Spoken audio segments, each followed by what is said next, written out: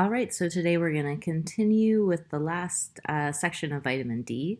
So we're going to be looking at more kind of the different reasons that people supplement with vitamin D. We've already kind of done the basic functions. So yeah, let's look into the science and see kind of what diseases it's related to, etc. So in the last vitamin D lecture, we did calcium homeostasis, and then we also discussed its role or relationship with obesity. So again, it's not entirely certain. And I have to say, most of this stuff, except for osteoporosis, is pretty well defined. But the other stuff is kind of new. So again, vitamin D didn't really become that popular until I'd say 10, 15 years ago, and now everybody's studying vitamin D in relation to some type of disease or disorder. If you go on PubMed and type in vitamin D, and all these different things like pop up, like basically every disorder under the sun. So they're just looking at how it's related to everything. And I think that's mainly just because it's popular. Because really, I'm sure you could kind of correlate any vitamin to any deficiency disease. But anyway, I'll kind of go through what the current research trends are for vitamin D. But first, let's discuss its role in osteoporosis prevention and treatment. Just a bit of background on osteoporosis to remind you, or just in case you haven't seen these slides before in previous courses. So, osteoporosis is a condition characterized by progressive bone loss.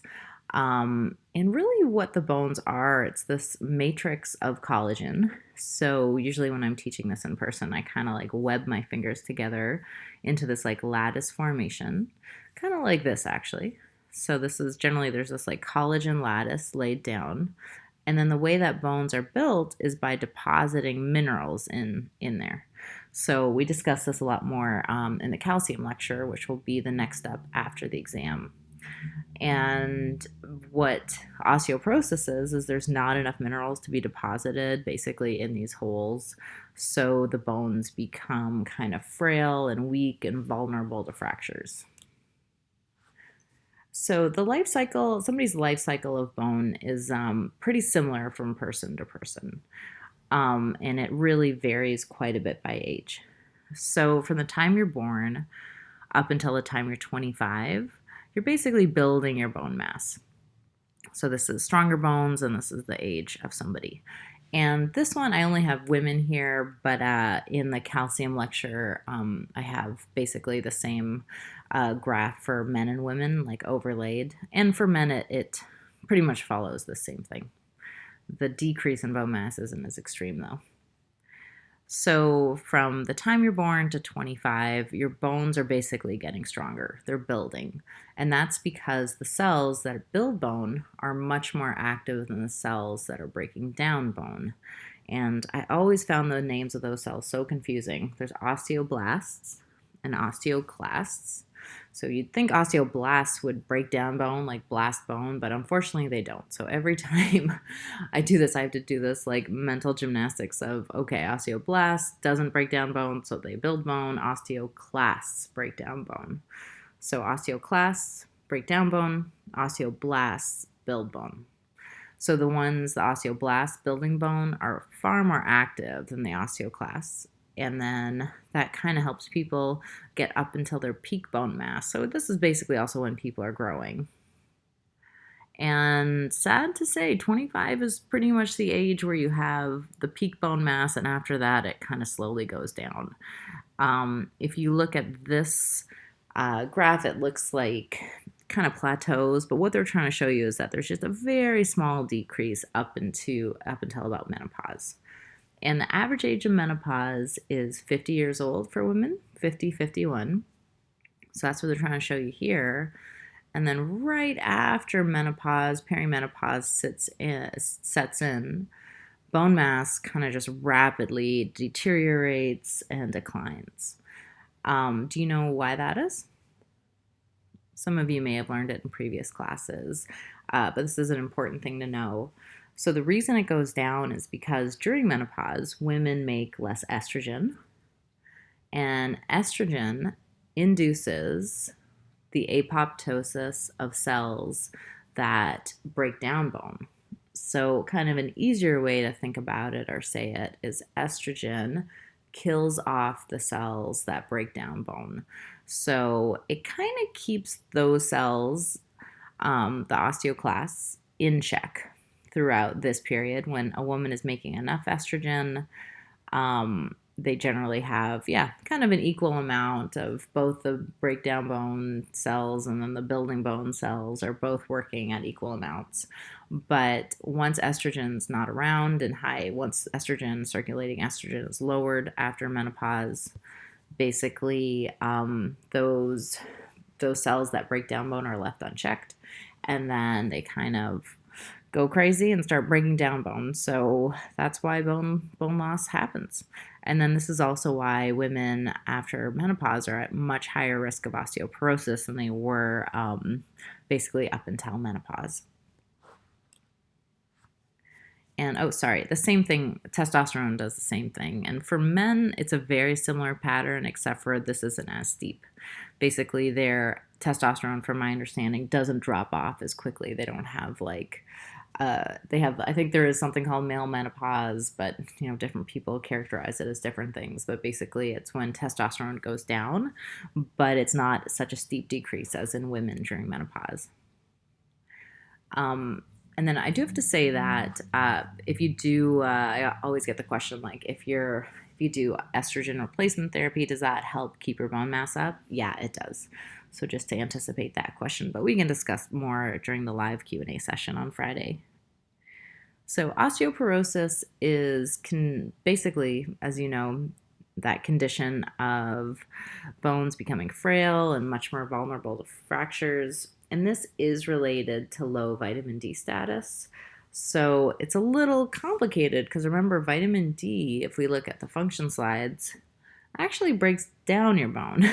But remember, as I kind of explained at the end of that lecture, that the net effect, because vitamin D's main role is to get the surge of calcium entering the bloodstream, the net effect is to build the bones back up. So it will eventually build the bone back up if you have enough calcium and vitamin D coming in. So there's been a lot of research in this area looking at vitamin D status and osteoporosis, and they have realized a while ago that vitamin D insufficiency contributed to osteoporosis. And there's tons of massive studies that showed that basically people that had low levels of vitamin D had much higher risk of osteoporosis. So tons of studies showing that. And then just to remind you that this is what they look at to measure vitamin D status. Do you remember what this one's called? So this is calcidiol, and this is the one that's kind of just circulating around, the storage form of vitamin D that's kind of waiting to be activated. So mechanism of action of vitamin D in osteoporosis. Really, I think the main reason that people are supplementing with vitamin D, or why they add vitamin D to those calcium supplements, is that it helps to increase absorption at the level of the enterocyte. And this is all from your last lecture.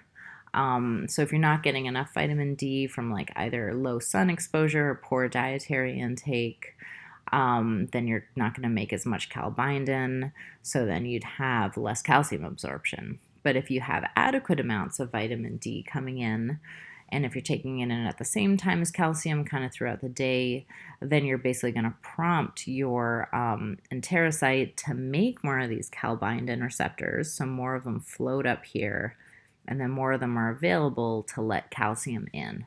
So that's probably the main reason that we're supplementing with vitamin D, to increase absorption of calcium from the diet. So if we look first at supplementation, so what level of vitamin D do you need to first prevent osteoporosis? Results from epi studies show that women who consumed 15 micrograms per day of vitamin D, and remember 15 micrograms per day is the new RDA for vitamin D. So if they got this much, they had a 37% lower risk of hip fractures compared to women consuming just 3.5 micrograms of vitamin D. So these studies and other kind of large epi studies were used to determine that 15 micrograms per day of vitamin D may be effective for preventing osteoporosis. And then in terms of treatment, so if somebody already has frail bones, calcium and vitamin D can be used to build bones back up. And we're going to go over this a bit more in the calcium lecture. But there was a meta-analysis of clinical trials that show that vitamin D can slow bone density loss. And it is effective in both men and women. And then the amount that you need is a little bit higher to treat it and to kind of help build your bones back up a bit. So instead of 15 micrograms that were used for prevention, you need 20 micrograms per day of vitamin D to see effects here. And then you have to combine it as well with 1,000 to 1,200 milligrams of calcium. And I'll kind of give you like a summary slide of this in the calcium lecture. So we're going to go after it. We're going to go over it a little bit more in the next lecture, and I'll give you some clear, because this is something I think you're going to deal a lot with our aging population. People will need to supplement with vitamin D and calcium to keep their bones strong. So just for the sake of this lecture, please know that for prevention, you need 15 micrograms of vitamin D. And then for treatment, so to build bones back up and prevent further bone loss, you need at least 20 micrograms of vitamin D. And then that always has to be combined with calcium. And in general, it's about 1,000 to 1,200 milligrams of calcium, but we'll go over that in more detail again next lecture. So osteoporosis, that's a pretty obvious one. Another area of research that they've been looking into with vitamin D is cancer prevention. So one of the key signs of cancer cells is that they lack differentiation or specialization. And then they also have this very rapid growth where they kind of just take over the tissue and also spread to other tissues. So there has been a fair amount of research in the past 15 years because they noticed in vitro that vitamin D may decrease cancer risk. And the way that it can do that is malignant tumor cells contain vitamin D receptors. And then in vitro, when they added the active form of vitamin D, so the 125 form, the calcitriol form, to cancer cell cultures, they noticed that this induced differentiation and inhibited cell proliferation. So basically, it stopped kind of everything I just said here. Kind of those key characteristics of cancer were kind of nullified, I guess you could say. And so from that, they were like, well, does it actually work in people? Do people that have sufficient amounts or high, or if they take in high amounts of vitamin D, do they actually have lower cancer risk? And the only one that I kind of saw some interesting results for is colorectal cancer in particular. So high intakes of vitamin D it's been shown it may help prevent cancer in men. So they followed 60,000 men for 5 years. And they noticed that the men that had kind of optimal or the 15 micrograms per day and higher, they had basically a 30% lower risk of colorectal cancer compared to men taking in very small amounts of vitamin D per day, so just 2 micrograms per day. And then in women, though, the efficacy is not as certain. Remember, Women's Health Initiative is that really massive study where they're looking at how diet affects multiple diseases in women. This one, remember they had a supplementation study in this, and they found that women taking 10 micrograms per day of vitamin D did not have a lower incidence of colorectal cancer. But at the same time, this study was started in the late 90s, early 2000s when the AI for vitamin D was 5 to 10. Still not sure why they set it so low. A lot of people think it should be higher, but I can talk about that in a few slides. So maybe it does work in women, but maybe they need the 15, just like what they saw in men. So right now, uncertain if vitamin D helps lower the risk of colorectal cancer in women, but it does seem that if you have optimum intakes of vitamin D, so 15 micrograms and over in men, that you may have lower risk of this cancer. And then another thing that it's been researched that vitamin D has been kind of associated with is actually helping with blood pressure regulation, so helping to lower blood pressure. So just a bit of review here. Remember, the first step in blood pressure regulation is that the kidney senses that blood pressure falls. Once the kidney senses that, the kidney will release something called renin. And then renin basically starts this whole angiotensin conversion system.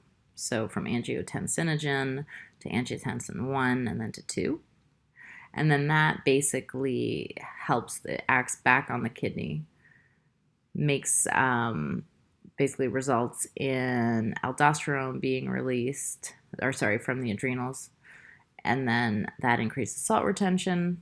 And as we'll learn in the water lecture, the main contributor, the main way that we regulate our blood pressure is just by the amount of kind of coordinating or regulating the amount of sodium that's in the circulation. So water follows salt. So if you have more salt in your blood, then that's where all the water is going to move, and then that's going to increase blood pressure. So yeah, it results in blood pressure rising. So what does vitamin D do in all this? Well, it's been shown that the active form of vitamin D, so the 125 form, actually can decrease the expression of the gene encoding renin. So if you have kind of higher or optimal levels of vitamin D circulating around, you're not going to get this kind of initiating step. Remember, renin's the first thing, the first response of the kidney when it senses that blood pressure is low. So it's going to lower the amount of this release. So then it won't go on to basically cause this whole cascade of events. So that's pretty much what vitamin D may do to lower blood pressure. And there has been a bunch of studies showing that vitamin D can be used to actually treat hypertension, high blood pressure. So in hypertensive men and women, these are just sun exposure studies, first of all, that just actually exposing yourself to more UV radiation through the sun can actually lower your blood pressure. It's super interesting. So specifically, they did 3 times a week for 6 weeks. And then they measured their blood levels of the 25-OHD3, so calcidiol, the main circulating status form of vitamin D. And then they also noticed that just after 6 weeks of more sun, these people decreased both their systolic SBP and diastolic blood pressure by 6 millimeters of mercury. So, and that is clinically significant. So super interesting. Yeah, more sun can lower your blood pressure. And then looking at actual supplementation studies, a lot of these studies use kind of higher amounts and sometimes compared it to lower amounts of vitamin D. And what they found was that in general, higher amounts, so about 40 micrograms per day for at least 8 weeks, were needed to decrease blood pressure. Whereas in studies that use like 10 micrograms per day, it had no effect. So just remember the DRIs or the RDA is 15. So it seems like 15 is a good number so far in terms of like helping to prevent these chronic diseases or help treat them. And then one of the last kind of disorders I want to talk about is autoimmune disorders, specifically type 1 diabetes in children. So there's been a lot of studies, or it's interesting, like in countries where they don't have a lot of sunlight for certain times of the year, so in Scandinavia or even like Alaska or in kind of northern territories in Canada, where in the winter it's something like 22 hours of darkness, and then in the summer I think it's like 22 hours of sunlight. So it's a little different, but because they go for like 6 months with so little sunlight, they started noticing that there was a much higher incidence specifically in children of type 1 diabetes, and they're trying to figure out why this was. So one of the things that they kind of realized was that the low UV radiation exposure led to lower vitamin D levels in the body. And that was potentially why the prevalence of type 1 diabetes was so high in children. And then they also noticed that children supplemented with kind of higher amounts, so 50 micrograms per day of vitamin D during infancy. So during 6 months of the year, is pretty sizable when you're a baby. That's literally like half of your life. So if they made sure that those babies were getting kind of high amounts of vitamin D, that actually decreased the incidence of type 1 diabetes by 80%. And this was a study done in Finland. And then just to kind of show you some other things that happen. So Finland is one of those countries in Scandinavia where, again, for several months out of the year, they have virtually no sunlight. So no vitamin D being acquired from the sun. And this kind of tracks what their vitamin D recommendations were, their dietary recommendations over the years, and how when in the 60s it was actually pretty high. So it was 4,500 to 2,000 IUs, which is 1,200 to 50 micrograms. So that's pretty high, because remember ours right now is 15. The incidence at that point was very low. So when they were giving babies and young children this amount, type 1 diabetes incidence was very low. And then in the 70s, for some reason, they dropped that to 25. And then it slowly started creeping up, the incidence of type 1 diabetes. And then for some reason in 1992, they dropped it to 10 micrograms per day. And when they dropped it that low, the incidence kind of just like skyrocketed from there. So from my understanding, they're using 15 as well, and it is starting to go down. But in children, it really seems like, from that study I showed you here, it seems like 50 micrograms per day in infancy may be necessary to help, basically to help prevent this in children that get very little sunlight while they're babies. And then, so how does this all work? What is vitamin D's role in type 1 diabetes? Well, if you remember from pathophysiology or your physiology classes, that type 1 diabetes is an autoimmune disorder, and it's really the autoimmune destruction of your pancreatic beta cells. And this happens because you have tons of inflammatory cytokines with autoimmune diseases that are circulated. So your body is just in this kind of extreme state of inflammation a lot of the time. And that's the same for like Crohn's disease and stuff like that. So you have a cytokine is basically an inflammatory mediator that's released. So you might have heard Jamila talk about like IL-6 or TNF alpha. And yeah, that just those inflammatory mediators result in beta cell destruction. And obviously, when the beta cells of the pancreas are destroyed, they can't go on to produce insulin. So then type 1 diabetes results. So what does vitamin D do in all this? Well, they have realized in some studies that calcitriol, so that main active form, the 125 form of vitamin D, can help downregulate the production of these inflammatory cytokines. So the higher amounts of vitamin D you have circulating around, the lower inflammatory state, or the lower inflammation in the body. So they noticed that, right? And then they also noticed that the higher amount that you have, if you have these autoimmune or propensity for these autoimmune disorders, then higher vitamin D is also associated with lower pancreatic beta cell destruction. And they noticed this in vitro and also in vivo as well. So yeah, higher vitamin D may lead to less inflammation in the body, leading to less pancreatic beta cells destroyed, leading to a lower chance of developing, type 1 diabetes. All right, so those are the main diseases, and now I kind of want to just move on to the last little bit of our lecture, so deficiencies and toxicities and excretion, etc., and the DRIs. So the main route for excretion of vitamin D is the feces. So this again follows a very similar pattern to all the other fat-soluble vitamins. It's basically metabolized in the liver. So here it's turned into 24-oxo-D3. Then that metabolite is excreted from the liver to the bile, and then basically kind of shunted into the feces. And that's how we get rid of most of our vitamin D. So the RDAs for vitamin D are pretty contentious, and I'm sad I'm not teaching this in person because this can get kind of into like a heated debate sometimes. But basically, the RDA is now set at 15. But when I started teaching this class like 12, 13 years ago, It was only 5 to 10. That was it was an AI, but it was 5 to 10 for adults. And just to also clarify, this is assuming the RDAs are assuming you get basically like virtually no sun exposure, because that's so hard to measure from person to person how much sun they get, and then also remember the amount of melanin in someone's skin that we discussed last time. So the more melanin you have, then generally people with darker skin tones have more melanin, and then that acts as a natural sunblock, which inhibits UV interacting with 7-dehydrocholesterol. So that could lead to less vitamin D being made on the skin.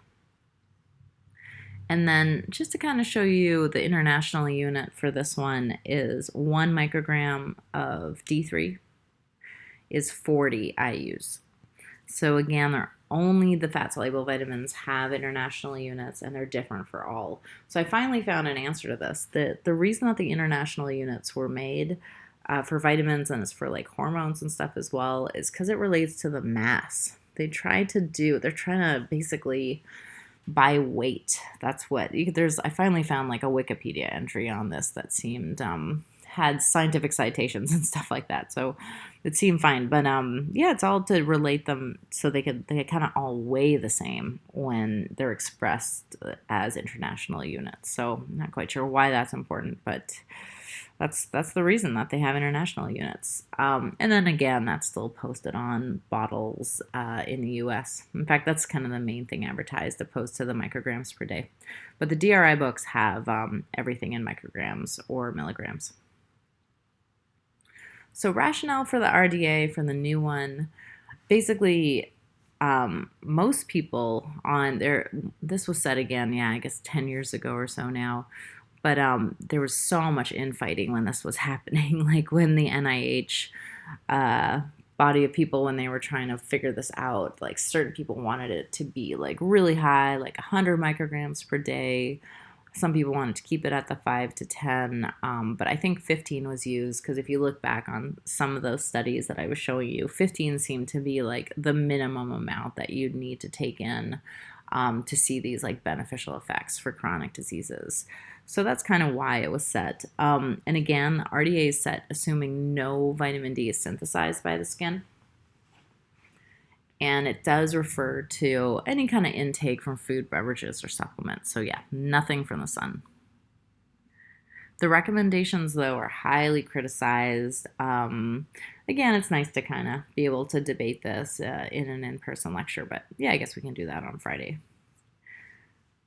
And the whole reason that they decided to change the vitamin D requirements was really just because of all this research coming out showing that slightly higher amounts, so 15 micrograms and above, can help lower chronic disease risk.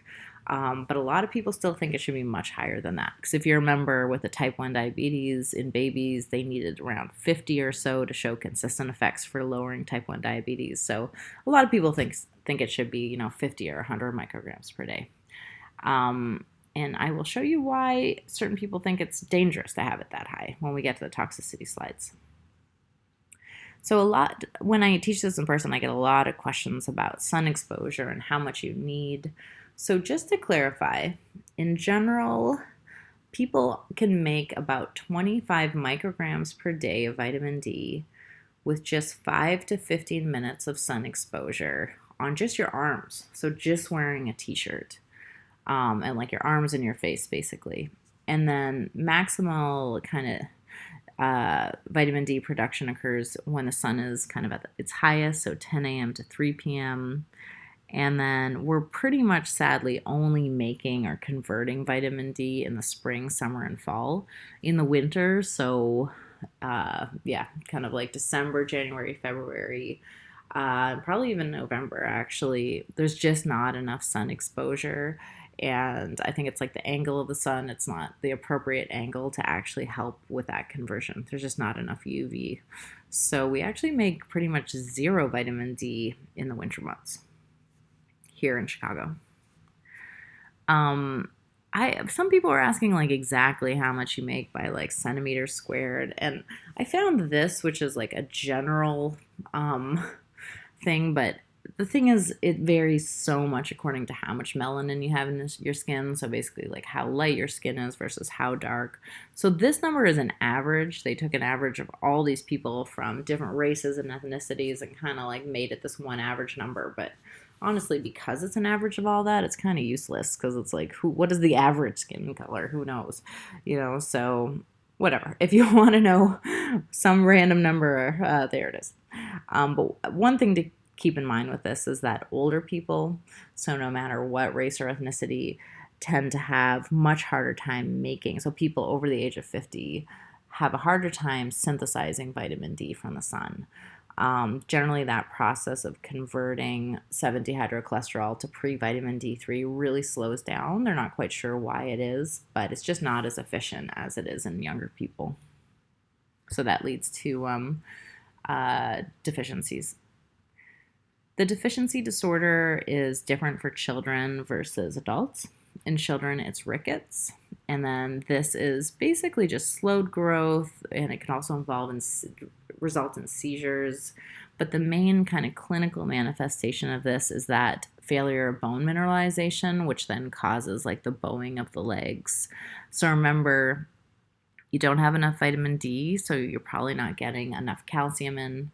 You need calcium while your bones are growing so quickly to basically solidify the bones. If you don't have enough calcium and other minerals, the bones kind of stay rubbery. So from the weight of the body, it literally just ends up bending the bones.